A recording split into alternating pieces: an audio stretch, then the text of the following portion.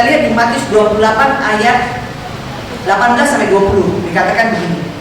Yesus mendekati murid mereka dan berkata, "Kepadamu telah diberikan segala kuasa di surga dan di bumi. Karena itu pergilah, jadikanlah semua bangsa muridku dan baptislah mereka dalam nama Bapa dan Anak dan Roh Kudus, dan ajarlah mereka melakukan segala sesuatu yang telah kuperintahkan kepadamu, dan ketahuilah aku menyertai kamu senantiasa sampai akhir zaman." Amin. Ketika Tuhan menyuruh kita, apakah Tuhan bilang, "Kamu pergi ke sana"? Enggak kan? Dia katakan, "Kepadaku telah diberikan segala kuasa di surga dan di bumi." Artinya apa? Kuasa itu juga diberikan kepada kita, ya. Jadi Tuhan itu kalau menyuruh kita, bahkan menyuruh murid-muridnya, ke-12 muridnya, "Pergilah, beritakan Injil."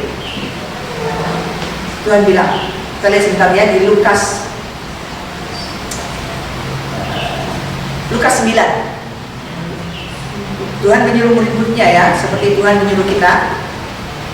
Lukas 9 dikatakan begini.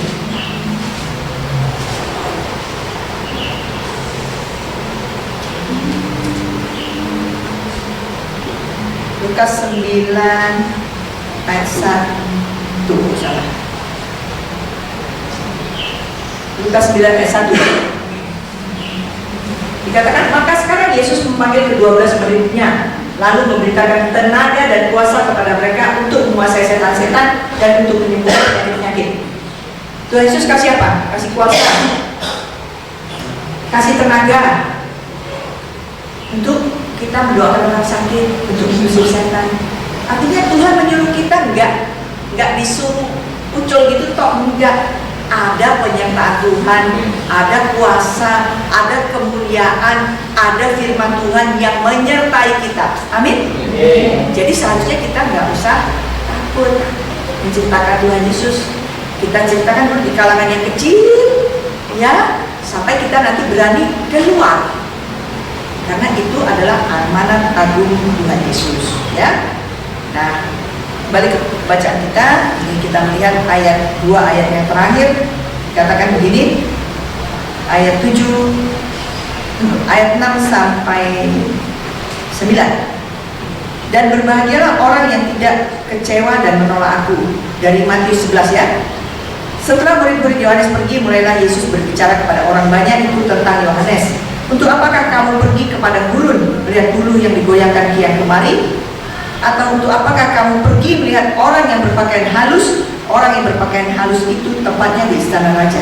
Jadi untuk apakah kamu pergi melihat nabi? Benar. Dan aku berkata kepadamu, bahkan lebih daripada nabi."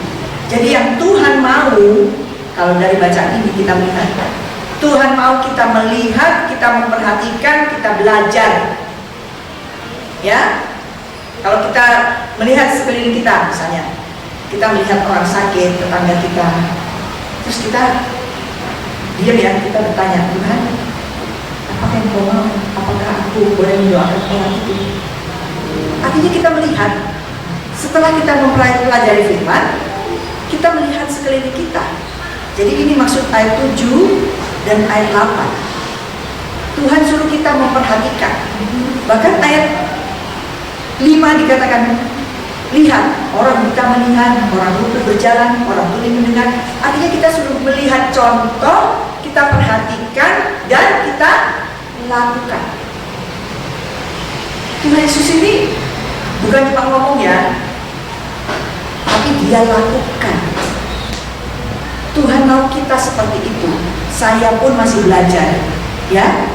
Dan kita semua mau belajar mengikut Tuhan Yesus. Tuhan Yesus yang memimpin kita, Roh Kudusnya yang menyertai kita, bahkan firman Tuhan itu yang menjadi pelita bagi kita untuk kita terus belajar mengikuti Dia. Amin.